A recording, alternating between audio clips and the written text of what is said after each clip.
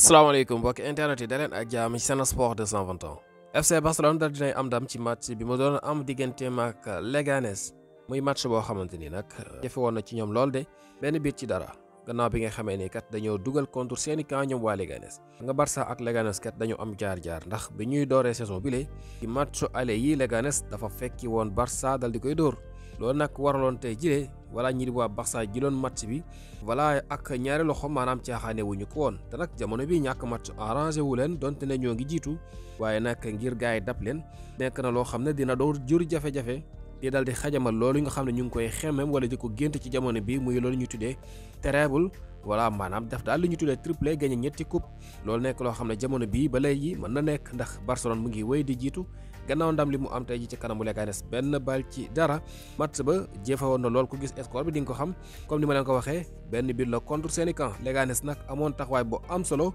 am nañu fay occasion sax yoo xam ne waroon nañ ko mën a dugal waaye nag dégg ma mujjul jàppandi Íñigo Martínez bu fekkente ne Barça génn nañ ak match bi ak li nga xam ne mooy ñetti poñ war nañu ko gërëm sant ko ndax kat ki nga xam ne mooy ancien joueur Barcelone bii ñuy wax Munir El Haddadi am na fa occasion boo xam ne day daanaka moom ak gardien bi képp ca desoon ba dara desul lu mooy mu jël décision voilà maanaam dal di xàcc dóor foofu nag Íñigo Martínez dal di jógee ca gannaaw dal di dugal tànkam looloo ko ci génne waaye nag ñu gis ne ki nga xamante ne mooy gardien Barcelone bii ñuy wax Chesney dal di am taxawaay bu am solo match bi de moom la ñu tànn sax mooy homme du match voilà xam ngeen ne ab gardien moom fu ñu ko tànnee homme du match rek mel na ni voilà équipe boobu waroon nañu jël but loolu nag di wane ne dëgg-dëgg moom it tey ji def na match bu rëy moom kooku ñuy wax Chesney ñu gis ne nag joueur la boo xam ne depuis mu tàmbale di góol ak Barça ba léegi jig na leen donte ne léegi-léegi muy encaissé ay but mais ñàkk match moom defagu ko Chesney bi mu commencé góol ci Barça ba léegi encaissé wul maanaam jëlagul défaite bokk voilà loolu mooy wax ji loolu nekk loo xam ne kon bu fekkente ne wéyal na ko du yàgg dara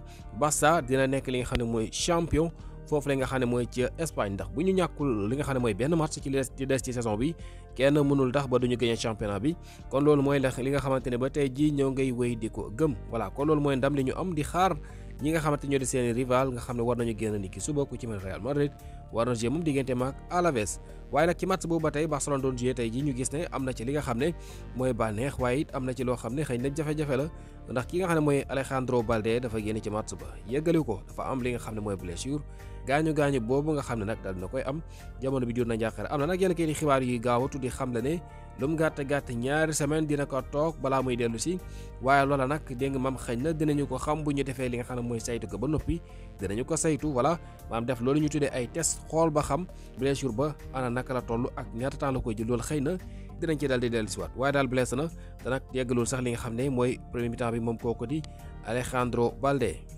Real Madrid nag comme ni ma leen ko waxee suba la war a football waaye nag ci match boobu ñu am benn retour muy kii ñuy wax Dani Ceballos bi nga xam ne temps yëpp dafa amoon blessure bi mu gaañoo yàgg na wér na nag ba tey jii dal nañ koy convoqué bokk na ci liste joueurs yi nga xam ne war nañu jouer ni ki suba seen diggante ak Deportivo Alaves te loolu dina waral xëy na mu jàppandi itam mu dal di teew ci match bi ñu war a am ñoom waa Real seen diggante ak Arsenal loolu aju ci Ligue des Champions ki nga xam ne mooy Carlo Ancelotti kon gars yi dal dina koy confirmer